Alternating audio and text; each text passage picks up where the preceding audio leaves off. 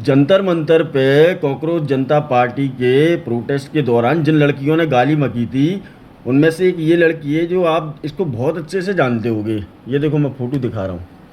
इसका नाम है मन्नत। ये अपना नाम मन्नत बता रही है। ये कह रही थी वहाँ पे, चार्ज बनने घोड़े पे, ऐसे ऐसे चिल्ला रही थी। मोदी जी के लिए, हमारे प्रधानमंत्री जी के लिए ये बहुत ही ज़्यादा गंदे अपशब्दों का इस्तेमाल कर रही थी। अब जब सारे लोगों के माफ़ीनामे आने लग गए हैं तो इसका भी माफ़ीनामा आ गया है। इसको समझ में आ गई होगी कि भाई इसके साथ और इसके परिवार वालों के साथ क्या हो सकता है ना। जनता या बीजेपी के कार्यकर्ता और पुलिस वाले इसका क्या हल करेंगे, इसके परिवार वाले का क्या हल करेंगे। ठीक है। अब ये कह रही है कि मैं माफ़ी चाहती हूँ, मैंने देश के प्रधानमंत्री जी के बारे में गलत बोला, अपशब्दों का प्रयोग किया, अपमानजनक टिप्पणियाँ की मैंने, और मेरे से गलती हो गई। मैं पूरे देश से माफ़ी मांगती हूँ। मैं ये चाहती हूँ कि मुझे माफ़ कर दिया जाए। लोगों के बहकावे में आके मैंने ऐसा काम कर दिया। मैं तेरे से एक बात पूछना चाहता हूँ कि तू रोटी नहीं खाती? रोटी नहीं खाती क्या? रोटी के अलावा कुछ और खाती है? या घर वाली सुबह सुबह कुछ और देते हैं, शाम को कुछ और देते हैं? उस समय जब तू वहाँ पे अपने आप को इतनी बड़ी मर्दानी समझ रही थी, तो आज तेरे हौसले इतने ठंडे क्यों पड़ गए भाई? पूछना चाहता हूँ मैं तेरे से कि तेरे हौसले इतने ठंडे क्यों पड़ गए? क्या पुलिस कार्रवाई से डर गई, या जनता की पिटाई से डर गई कि तेरे माँ बाप को ना मारे कोई? दूसरी चीज़ सुनो, इनके और इनके जैसे कई लोग जो वीडियो के चारों तरफ खड़े हुए लड़के जो नारे लगा रहे हैं ना, उनके भी अभी माफ़ीनामे आने चालू हो जाएंगे। वैसे तो सबके आने लग गए हैं, लेकिन इनके भी आएंगे भी। रुको, समय लगेगा ज़रूर, लेकिन सब ठीक हो जाएगा। अब आगे की बात सुनो। एक लड़की और थी जिसने मोदी जी के बारे में गलत बोला, हिंदू धर्म के बारे में गलत बोला, और उसके बाद जब उसकी वीडियो वायरल हुई तो उसकी सिस्टर और उसकी मदर दोनों मिलके उसकी जो कनपटी सेकी है ना भाई, दोनों तरफ की, कम से कम उसकी बहन ने 40-50 थप्पड़ दिए होंगे दोस्तों। उसकी माँ ने उसमें चप्पलें मारी होंगी भिगा भिगा के। कि तेरी हिम्मत कैसे पड़ गई देश के प्रधानमंत्री के लिए गलत बोलना? तेरी कैसे हिम्मत पड़ गई? घर में इन लोगों की सर्विस अलग तरीके से की जा रही है और बाहर जनता अलग तरीके से सर्विस कर रही है, तो सर्विस होना तो तय है। अब आप सोचो कि सर्विस ना हो, ऐसा नहीं होगा। इस देश के प्रधानमंत्री हमारे बड़े सम्माननीय नेता हैं, हम वोट देते हैं उनको। अगर तू मेरे सामने होती या मेरे सामने कोई होता तो कसम खुदा की झूठ नहीं बोला, उठा के जूते मुंह में देता मैं कि हमारे प्रधानमंत्री के बारे में तुम लोगों की हैसियत कैसे हो गई बोलने की। हमने वोट दिया, हमने चाहा है कि वो प्रधानमंत्री हमारे देश के बने। ठीक है ना।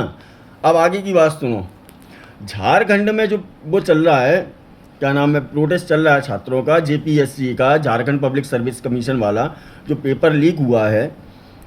बच्चे बिल्कुल इतने शांति से प्रोटेस्ट कर रहे हैं। वहाँ पे कई सारे लोग भी पहुँचे और इन्फ्लुएंसर भी पहुँचे। उन लोगों का सीधा खुला एक कहना है कि भाई यहाँ से जिस लड़की ने वीडियो कॉल किया था, किसको, अभिजीत दीप्ति और सौरभ राका को, तो उनका खुला कहना है कि यहाँ पे कोई भी नहीं आएगा। ना तो यहाँ पे राम विरोधी नारे लगेंगे, ना यहाँ देश विरोधी नारे लगेंगे, ना हमको सनातन विरोधी नारों की आवश्यकता, ना हमको को किसी ऐसे सोशल एलिमेंट की ज़रूरत है, एंटी सोशल एलिमेंट की, जो हमारे प्रोटेस्ट को बर्बाद करे। समझ में आ रहा है? बेचारे बच्चे पानी में खड़े हुए हैं, पानी में खड़े हुए हैं, अपने घर से रोटियां लेके आ रहे हैं, अपने घर से रोटी लेके आ रहे हैं। उसके बाद वो कह रहे हैं कि भाई आपको अपने शिक्षा मंत्री का इस्तीफा दिलवाना पड़ेगा। लेकिन कांग्रेस और जेएमएम की सरकार है, तो राहुल गांधी को आप समझ लो कि ये कभी इस्तीफा नहीं देंगे। भाई इनके जब प्रधानमंत्री मनमोहन जी थे तो 10 साल में, 10 साल का कार्यकाल, 4 साल का शायद कपिल सिब्बल का रहा होगा, 4 या 5 साल का, तो उनके ही उसमें कम से कम 20 से ज़्यादा पेपर लीक हुए। इनने कभी इस्तीफा नहीं दिया, ना राहुल गांधी ने ऐसी कभी डिमांड करी, ठीक है ना। लेकिन ये बीजेपी के पीछे पड़े हुए हैं। अब आज राहुल गांधी को देखा जाए तो राहुल गांधी क्या कर रहे हैं कि पेपर की आड़ में, जो पेपर के बच्चों के सपोर्ट में आए थे, उसके बाद अब चंदा चोरी के नारे लगाने लगे देश की संसद के बाहर। कौन कौन? अखिलेश यादव, राहुल गांधी, पप्पू यादव, मतलब ये जितने एंटी बीजेपी के लोग हैं, ये सारे के सारे मिलके अब चंदा चोरी का नारा उठा रहे हैं। जबकि एसटीएफ का गठन हुआ या किसी भी टीम का गठन हुआ, उन लोगों ने काफ़ी सारे लोगों पर कार्रवाई कर दी, पकड़ लिया और कोर्ट में मामला पहुंच गया। हमारी योगी आदित्यनाथ जी ने कह दिया है बिल्कुल जो जो इसमें शामिल होंगे उनको सबको सख्त से सख्त सज़ा दी जाएगी और यही होगा, ठीक है। लेकिन ये लोग मानते नहीं हैं, जानते भी नहीं हैं और मानते भी नहीं हैं। खुद माइक बंद कर देते हैं और फिर कहते हैं कि स्पीकर सर ने माइक बंद कर दिया।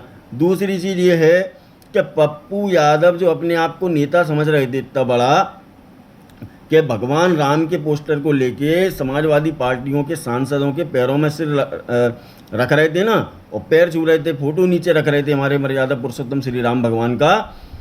तो ये देखो आप कि कोई एक बंदा ऐसा गया होगा, सनातनी होगा भाई, उसने ये पूछ लिया कि आपकी हिम्मत कैसे पड़ गई हमारे भगवान राम के बारे में गलत बोलने की। उसने उठा के चप्पल पटक दी उस मुंह पे चप्पल ही दे मारी। पप्पू यादव के मुंह में चप्पल मसक दी उसने। अब पप्पू यादव के जो चेले थे उन लोगों ने उसको पकड़ लिया, दोंचा पीटी करी उसकी। भाई क्यों दोंचा पीटी कर रहे हो सामने वाले की? भाई पहले ये तो देखो कि तुम्हारे तथाकथित मंत्री सांसद और हमारे भगवान की किस तरह से बेइज्जती कर रहे हैं। मतलब इसका ये है कि जो लोग पप्पू यादव को फॉलो करते हैं वो राम विरोधी हैं, राम विरोधी है ना वो, तो इसीलिए वो उस बंदे को मार रहे हैं।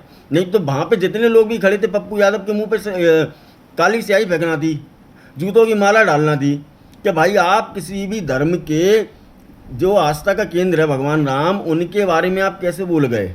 मैं गलत तो नहीं कह रहा दोस्तों। दूसरी चीज़ आप एक और सुनो, इनने क्या किया, ये सब पेपर की बात चल रही है, पूरी बातें मैं इनके एक एक करके इनके कच्चे चिट्टे खोल रहा हूँ। अरविंद केजरीवाल की बात करते हैं। जिस तरह से प्रधानमंत्री ऑफिस के बाहर या फिर संसद के बाहर ये जुलूस निकालने गए होंगे, तो काय के लिए? E20 के मुद्दे के लिए। अभी इनको E20 दिखाई दे रहा, अभी तक इनको कांग्रेस जनता पार्टी दिखाई दे रही थी। अब इनने ये देख लिया कि कांग्रेस जनता पार्टी से हमको कुछ अच्छा नहीं मिला, तो अब ये E20 को रगड़ने आ गए। अब बात सुनो, इनने क्या किया, पुलिस वालों के ये धरना प्रदर्शन करने लग गए वहाँ। पुलिस वालों ने इनको पकड़ लिया, तो पुलिस वालों को ज्ञापन सौंप के ये वहाँ से निकल लिए।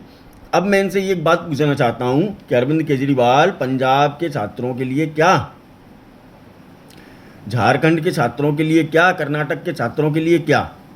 जवाब नहीं होगा, ना ये दे पाएंगे। क्यों? क्योंकि इनको वहाँ जाना है जहाँ बीजेपी शासित राज्य है, जहाँ पे भगवान राम की निंदा की जाती है, जहाँ पे हिंदू विरोधी नारे लगाए जाते हैं, जहाँ पे बस नाम रहेगा अल्लाह का कहा जाता है, जहाँ पे स्वरा भास्कर जैसे और उर्फी जावेद जैसी एक्टर मंच साझा करते हैं, जहाँ कुणाल कामरा जाते हैं, ये वहाँ जाएंगे। भाई सौरभ दास जैसे रवीश कुमार हैं, अब उन्होंने कहा कि कई सारे लोग ऐसे हैं जिनके पास साधनों की कमी है, कि मतलब उनके पास पैसे नहीं है या फिर उनको साधन नहीं मिल पा रहा है झारखंड जाने के लिए। तो भाई मैं तुमसे एक बात पूछना चाहता हूँ, राहुल गांधी तुम्हारे लिए भगवान है, ये बिल्कुल फिक्स बात है, केवल तुम ही एक पत्रकार हो, ठीक है। दूसरी चीज़ क्या है कि तुम्हारा इतना बड़ा यूट्यूब चैनल, तुम्हारा फेसबुक, तुम्हारा इंस्टाग्राम, तुम्हारे पास लाखों की अर्निंग, क्या तुम्हारे पास टिकट खरीदने के पैसे नहीं है रवीश कुमार जी? सौरभ दास वगैरह कह रहे हैं कि हम क्या बोलते हैं, हम लोग अभी नहीं आ पाएंगे लेकिन आएंगे ज़रूर। और वहाँ पे ये पहुँच गए कहाँ? अभिजीत दीपके के घर, संभाजी नगर में या जहाँ भी है, अभिजीत दीपके के घर पहुँच गए। और अभिजीत दीपके इतना, क्या बोलूँ मैं इससे यार, इतना नीच व्यक्ति जो वहाँ पे बैठे हुए लोगों को, पत्रकारों को अपने हाथों से चाय पिलाता फिर रहा है। और अगर वैसे ही अगर कोई पूछ ले तो तुम बीजेपी के हो, तुम अंधभक्त हो, तुम गोदी मीडिया हो। तब राहुल मीडिया नहीं थी, तब मनमोहन मीडिया नहीं थी, तब सोनिया मीडिया नहीं थी, अब गोदी मीडिया है। मतलब सच सुनने की आदत नहीं है, दम नहीं है। कोई भी आता है, अरे अंधभक्त हो, अंधभक्त है ना, तो अच्छी लगती है अंधभक्ति, कम से कम एक के तो हैं, 10 के तो नहीं है, है ना। एक के खास हैं बीजेपी के, बार बार इधर उधर तो नहीं भग रहे ना, अपने भगवान पे टिके हुए हैं, जय श्री राम का नारा लगाते हैं। ठीक है, जय हिंद दोस्तों।